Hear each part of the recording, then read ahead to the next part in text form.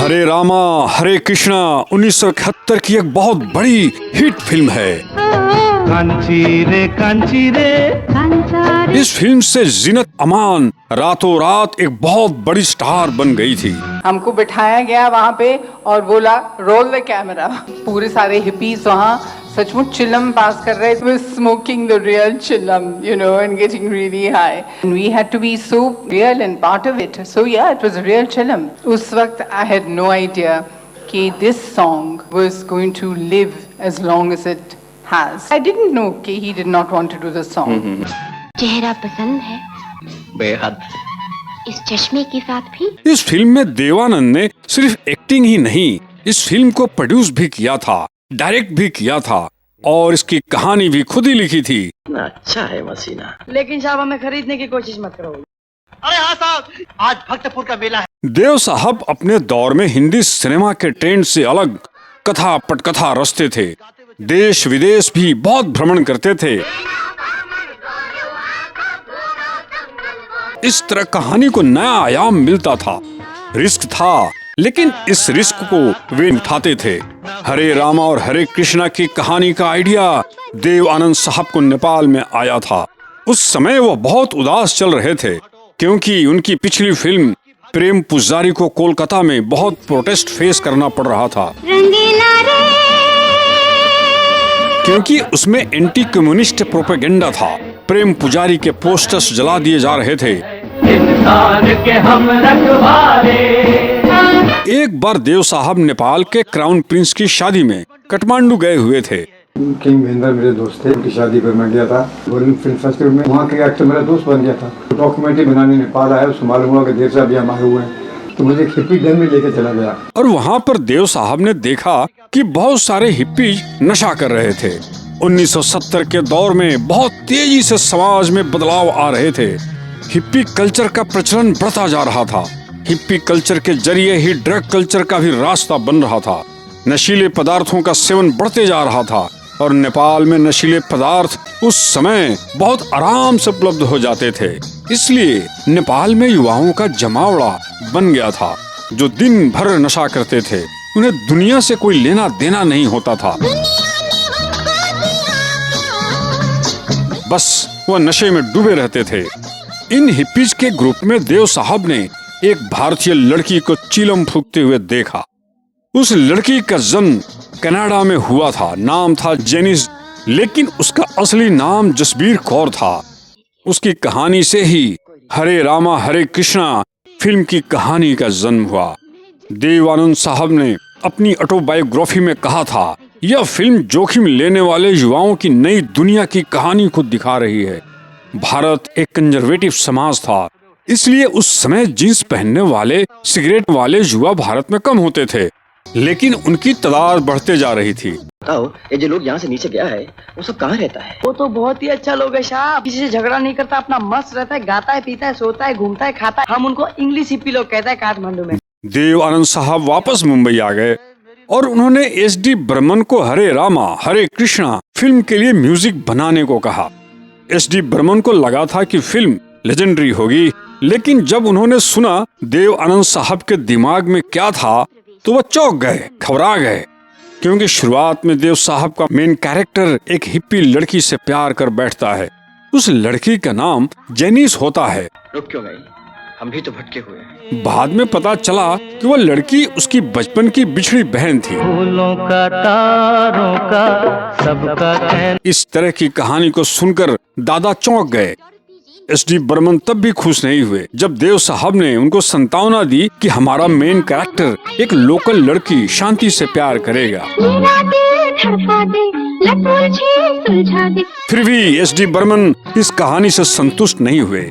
SD. Burman ने कहानी बदलवाने की कोशिश बहुत की, लेकिन देव साहब के न मानने पर उन्होंने कहा, मेरे बेटे पंचम से तुम इस फिल्म के लिए गाने बनवाओ।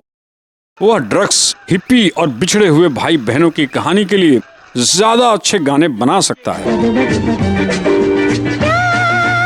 आर.डी. बर्मन ने इसमें बहुत सारे गुनगुनाने वाले गाने दिए। फूलों का तारों का सबका कांचा रे कांची रे प्रीत मेरी सांझ, राम का नाम बदनाम न करो। राम का नाम बदनाम न। देव आनंद साहब को सारे गाने अच्छे लगे, लेकिन उन्होंने एक और गाने की फरमाइश की जो राम का नाम बदनाम ना करो के पहले आए। आर.डी. बर्मन और आनंद बख्शी ने दम मारो दम गाना को बनाया।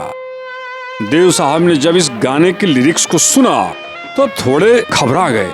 उनको लगा कि इस फिल्म में भी एक और कंट्रोवर्सी न हो जाए। उनको अब ऐसा लगने लगा कि अब गाना इस फिल्म में नहीं लेना चाहिए। और देव साहब ने कहा कि एक राम का नाम बदनाम न करो, वही गाना सुना उसके बाद। और उससे पहले एक इंट्रोडक्शन म्यूजिक होना चाहिए जिससे दिखाएंगे कि कष्ट ले रहे हैं। आइडिया जो ना इनका ही आइडिया था कि आजकल काफी लोग दम मारते हैं और उनकी आदत है ऐसे सिगरेट पीने की, ऐसा दम मारते हैं लोग। और वैसे भी ये लाइन हमने सुनी थी बचपन से कि दम मारो दम मिट जाएगा। देव साहब नेक्स्ट डे आए गाना सुनने के लिए, कर दिया तो देव साहब ने बोले कि ठीक है बच्चों, ये गाना तो ठीक है लेकिन अपना गाना तो खराब हो जाएगा। Very concern about his song के मेंबर्स से सब लोगों ने रिक्वेस्ट किया ये गाना डिस्क के लिए रिकॉर्ड कीजिए, बगल में मत रखिए, ऐसे वहाँ रखिए, डिस्क पे रखिए। रिकॉर्ड करने के बाद लगा कि ये गाना सबसे अच्छा लग रहा है, तो सब लोगों ने बोला कि एक थोड़ा सा पिक्चर है इसलिए, तो एक पिक्चर में एक मुखड़ा और एक अंतर ही उन्होंने रखा। लेकिन इस गाने में जेनिस के कैरेक्टर को बहुत अच्छे से दर्शाया जा रहा था।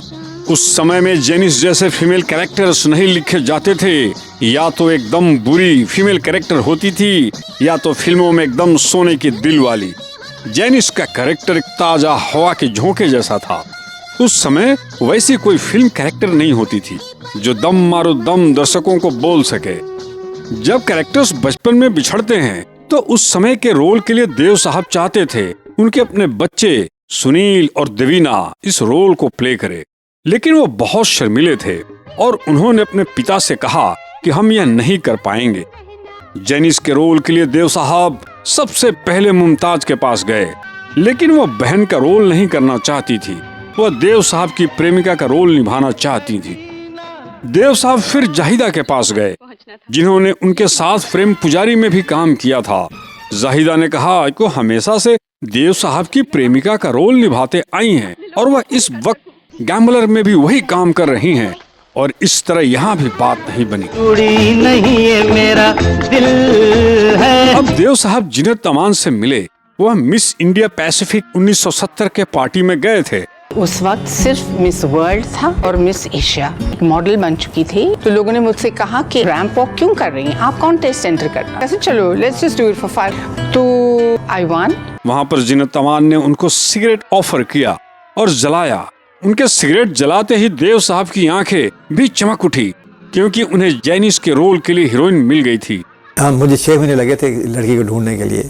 किसी ने कहा कि जीनत एक पार्टी पे आ रही है, जीनत में एशिया बन चुकी है, उसको देखो एक बार। मैं उस पार्टी पे गया, वहाँ जीनत भी थी। जीनत को भी मालूम था कि देव वहाँ आने वाला है। Zenith also wanted to be an actress and a star. She knew that I was looking for a girl. I think that's why she was there in the party. We were introduced and then she walks up to me and takes out a packet of cigarette and offers me a cigarette.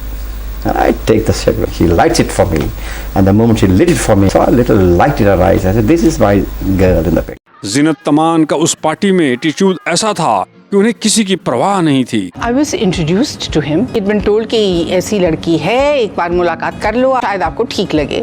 I was smoking a pipe and packed the tobacco and lighted it. I think he was quite intrigued. I also remember what I was wearing. I was wearing a little yellow top, tan skirt, very tightly belted with boots, glasses on my head, and उनको अच्छा लगा। इस film में जीनत अमान ने अपना role बहुत अच्छे से निभाया, इसलिए उन्हें बेस्ट सपोर्टिंग एक्ट्रेस के लिए फिल्म फेयर अवार्ड भी मिला। ये चश्मा उतार दो, ठीक नहीं लगता, चेहरा बिगाड़ देता, देखो कितना बिगड़ा हुआ है। नहीं बल्कि ज्यादा स्मार्ट लगता है, देखो। देव साहब ने अपने बायोग्राफी में लिखा है कि जीनत एकदम कंफर्टेबल थी असली हिप्पीज के साथ काम करने में। उन्होंने रोल को बहुत अच्छे से निभाया। असली हिप्पी झूमते थे और जीनत अमान उन्हें चीयर लीड करती थी। देव साहब अंतिम दिनों में भी बहुत फिल्मों पर काम कर रहे थे। उनमें से एक स्क्रिप्ट हरे रामा हरे कृष्णा आज की भी थी। इस स्क्रिप्ट के लिए वो नेपाल जाकर फिर से एक और लड़की की कहानी पूछने वाले थे। लेकिन फिल्म चार्जशीट के कुछ महीनों बाद ही उनका निधन हो गया। नव केतन की 62 इयर्स के बाद एक फिल्म आई है चार्जशीट, और मैंने बनाई है, उसमें सेंट्रल रोल भी किया है। और यह फिर कभी नहीं बन पाया। देव साहब को इस फिल्म के लिए हरे रामा हरे कृष्णा टाइटल चाहिए था, लेकिन इसे पहले ही मनोज कुमार ने पेटेंट करा रखा था। देव साहब ने उनसे टाइटल मांगा तो मनोज कुमार ने उनको यह टाइटल दे दिया। आज इस वीडियो में इतना ही। प्रणाम। अरे तूफान मसीना, मेरा बटुआ निकाल लिया किसी ने।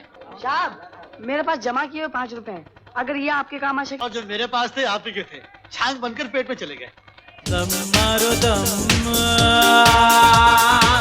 मिट जाए गम।